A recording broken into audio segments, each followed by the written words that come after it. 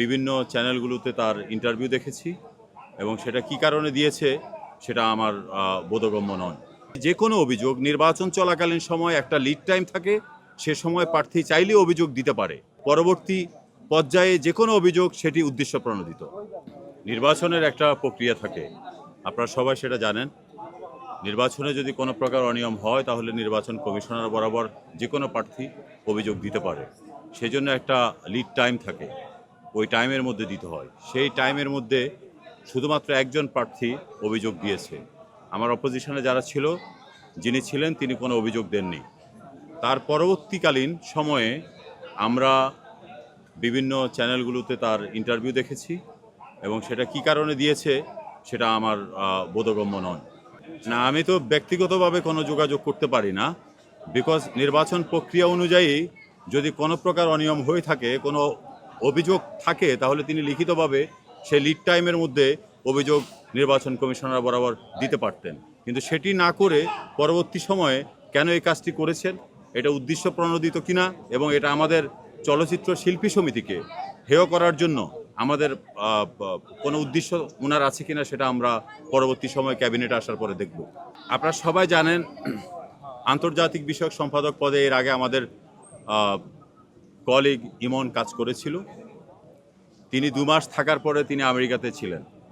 Almost 2 বছরের মধ্যে আমি বলবো 22 মান্থ তিনি দেশের বাইরে ছিলেন। আজকে যারা এ পদে কাজ করার জন্য অপোজিশনে দাঁড়ালেন, আমার অপোজিশনে, তারা তখন আগের কমিটিতে ইসি মেম্বার হিসাবে ছিলেন। চাইলেই গত 2 বছরও এই পদের জন্য কাজ করতে পারতেন। এরকম কোনো কাজ কেউ করেনি।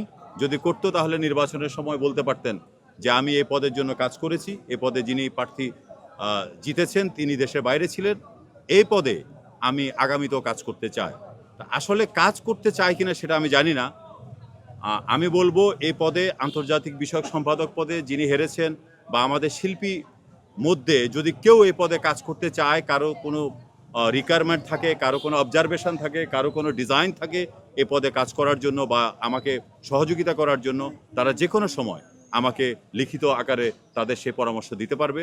যে কোনো অভিযোগ নির্বাচন চলাকালীন সময় একটা লিড টাইম থাকে, সে সময় প্রার্থী চাইলেই অভিযোগ দিতে পারে। সে সময় যদি তিনি অভিযোগ না দেন, পরবর্তী পর্যায়ে যে কোনো অভিযোগ সেটি উদ্দেশ্য প্রণোদিত। কাজের পরিকল্পনা আমি মূলত, যেহেতু আমি নতুন নবনির্বাচিত পোর্টফোলিওতে ইন্টারন্যাশনাল অ্যাফেয়ার্স সেক্রেটারি, আমি আসলে সমিতিতে যাওয়ার পর বিগত দিনে যদি আমার এই পদে কোনো কাজ বাকি থাকে, প্রথমে সেটি শেষ করব। এখন কোন পর্যায়ে কাজগুলো আছে আমি ঠিক জানি না, তবে কি আছে সেটাও আমি জানবো। বিগত দিনে কারা কি করেছে এ পদের জন্য সেগুলো আমি দেখব।